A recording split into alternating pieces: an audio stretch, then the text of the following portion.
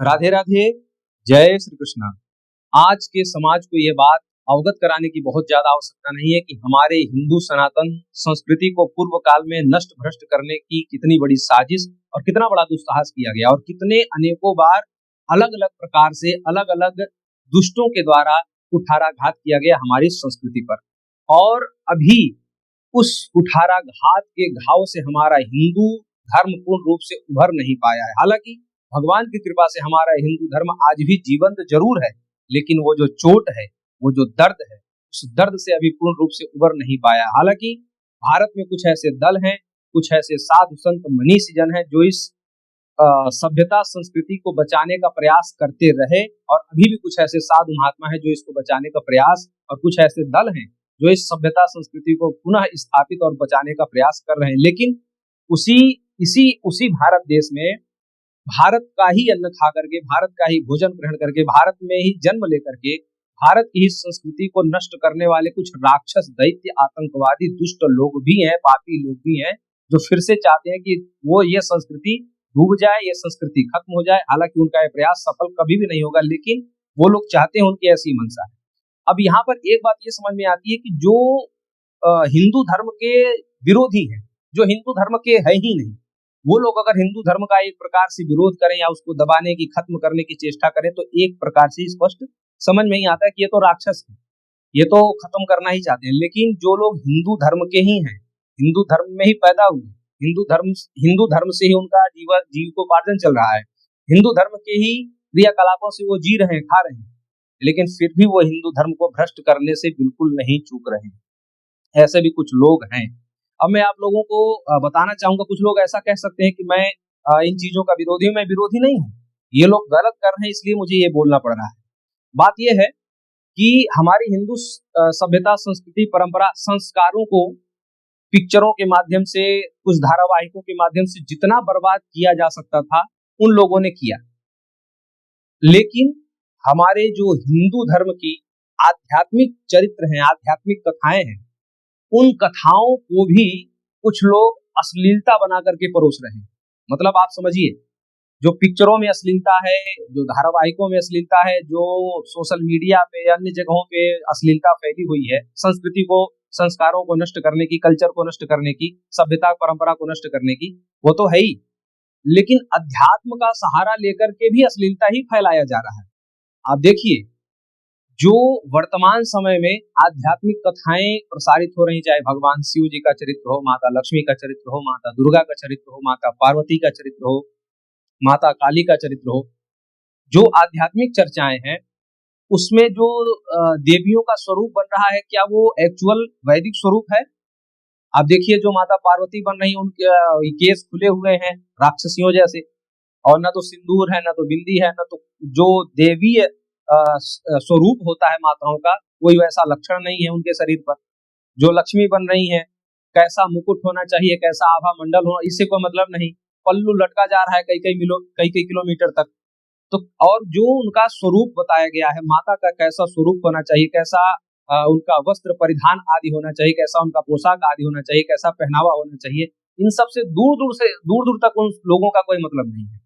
और बड़ी बात यह है कि ये लोग परिधान वगैरह, ये जो आध्यात्मिक धारावाहिकों के माध्यम से अश्लीलता फैला रहे हैं, ये तो ठीक है। अब जो ये पात्र हैं, ये जो ये रोल करते हैं, इनका खुद का भी चरित्र देख लिया जाए अगर जाकर के, तो इनका सोशल मीडिया वगैरह जाकर के देखा जाए, तो ये हमारे ही अध्यात्म के चैनलों से कमा करके, टीआरपी से कमा करके, ये लोग जुआ खेलते हैं, शराब पीते हैं, मांस मदिरा का भक्षण करते हैं। अब सोचिए, अध्यात्म के पैसे से ये लोग जो है अय्यासियां कर रहे हैं, ठीक है। अब बात ये होती है कि कथावाचक और कथा चित्रक, ये दोनों कहीं किसी गुरु परंपरा से होने चाहिए। मतलब जो रासलीला करते हैं या जो रामलीला वगैरह करते हैं, आप लोगों को शायद पता है या नहीं पता है, ये लोग किसी गुरु शिष्य परंपरा से दीक्षा लेते हैं। दीक्षा लेने के बाद ही उनको कृष्ण, राम या शिव आदि जो है किरदार निभाने की अनुमति मिलती है। अब ये लोग जो किरदार निभा रहे हैं, ये तो धर्म के पैसे से अय्यासियां कर ही रहे हैं, देश विदेश घूम रहे हैं, तमाम प्रकार के मांस मदिरा का भक्षण कर रहे हैं। ये इनसे पूछिए जाकर के कि ये जो परिधान है, ये किस वेद में ये परिधान लिखा हुआ है, जो ये लोग लक्ष्मी जी को, दुर्गा जी को, काली जी को, शंकर जी को या किसी को ये परिधान किस शास्त्र वेद में लिखा हुआ है ये बता नहीं पाएंगे। दूसरी बात, ये जो डायरेक्टर होते हैं जो ये धारावाहिक वगैरह शूट करवाते हैं, इस डायरेक्टर से पूछिए कि कितने साल शिव पुराण का और वेदों का अध्ययन किया है, जो आकर के ऐसी पिक्चर बनाने की अनुमति, ऐसी धारावाहिक बनाने की अनुमति उसको किसने दी। ये हिंदू धर्म के होकर ही, हिंदू धर्म के पैसों से ही हिंदू धर्म को नीचा दिखाना चाहते, यही वो लोग। तो कहने का अभिप्राय ये है कि न तो इनको परिधान का ज्ञान, ये केवल टीआरपी कैसे मिल जाए, कैसे अश्लीलता, धर्म में ही अश्लीलता फैलाने चले हैं। तो मैं निवेदन करूंगा कि न तो ये कहीं कथा जैसे कथावाचक गुरु शिष्य परंपरा का होता है, जो लोग कथा वाचते हैं वो कहीं न कहीं किसी गुरु शिष्य परंपरा से जुड़े होते, वैसे ही कथा चित्रक यानी कि रामलीला या रासलीला या शिव लीला या दुर्गा लीला या कोई भी ऐसी लीला जो आध्यात्म से जुड़ी हुई है, वो किसी गुरु शिष्य परंपरा से जुड़ा हुआ या दीक्षा लिया हुआ व्यक्ति ही वो क्रिया कर सकता है। ये बात भी आप लोगों को मैं बता दे रहा हूँ।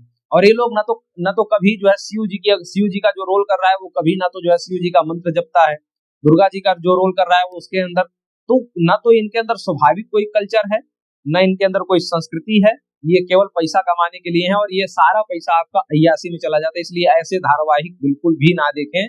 रामानंद सागर जी ने जो रामायण बनाया था वो सीता जी को देख करके अगर लगे, वो सीता जी जो महाभारत में जो लीलाएं बनाई गई या जो चित्रण किया गया, वो अभिनय और आज के अभिनय में जमीन आसमान का फर्क है। और ये बात मैं अकेला नहीं बोल रहा हूँ, ये जो महाभारत में भीष्म पितामह जी बने थे मुकेश खन्ना जी, ये बात हजारों बार बोल चुके हैं कि वो जो रामानंद सागर जी ने बनाया, जो महाभारत पहले बनी, जो रामायण पहले बनी, वो आज बन ही नहीं सकती। आज केवल धर्म के अंदर भी अश्लीलता ही परोसा जा रहा है।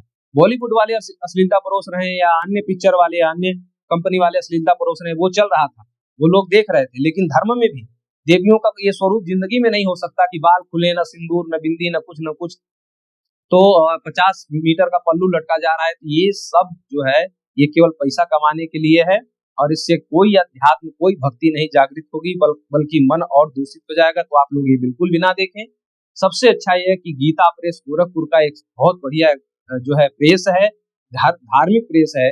आप लोग गीता प्रेस गोरखपुर से किताबें मंगा करके, ग्रंथ मंगा करके पढ़िए। हनुमान जी में भक्ति है, हनुमान जी का ग्रंथ मंगाइए। राम जी में भक्ति है, राम जी का ग्रंथ मंगाइए। 18 पुराण, 6 शास्त्र, 4 वेद हैं। आप लोग सबकी हिंदी टीका उपलब्ध है गीता प्रेस में, आप लोग मंगा करके पढ़िए। कोई शंका हो तो विद्वान लोगों से पूछिए।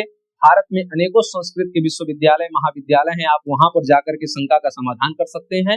लेकिन ऐसे धारावाहिक बिल्कुल भी ना देखिए। हाँ, रामानंद सागर जी की रामायण देखिए, पुराना वाला जो महाभारत है वो देखिए, मैं बिल्कुल मना नहीं कर रहा हूँ। लेकिन ऐसे दुष्ट पापियों का जो बना हुआ आध्यात्मिक धारावाहिक है, आप लोग बिल्कुल भी ना देखें।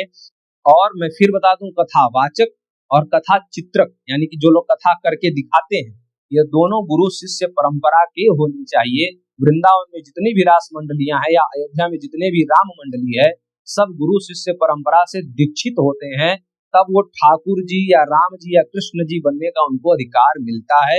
ये जो शिव बने हैं, राम बने हैं, आधुनिक वाले जो लक्ष्मी बनी है, सीता बन रही है, ये सब फ्रॉड है, फालतू है। इनका रोल, इनका किरदार कोई भी आपके अंदर आध्यात्मिकता या भक्ति नहीं जगा सकती। मन दूषित हो जाएगा, शास्त्र विरोध है आपके मन में उत्पन्न हो जाएगा। तो इसलिए ऐसे धारावाहिक बिल्कुल भी ना देखें। आप सबसे अच्छा है कि आप ग्रंथ पढ़ें और ग्रंथों में जो शंका हो विद्वानों से समाधान करवाएं। ऐसे फालतू के ना देखें। हाँ, पुराना वाला रामायण, पुराना वाला महाभारत आप लोग देख सकते हैं। फिर ऐसे ही जानकारी के साथ हाजिर होऊंगा। राधे राधे।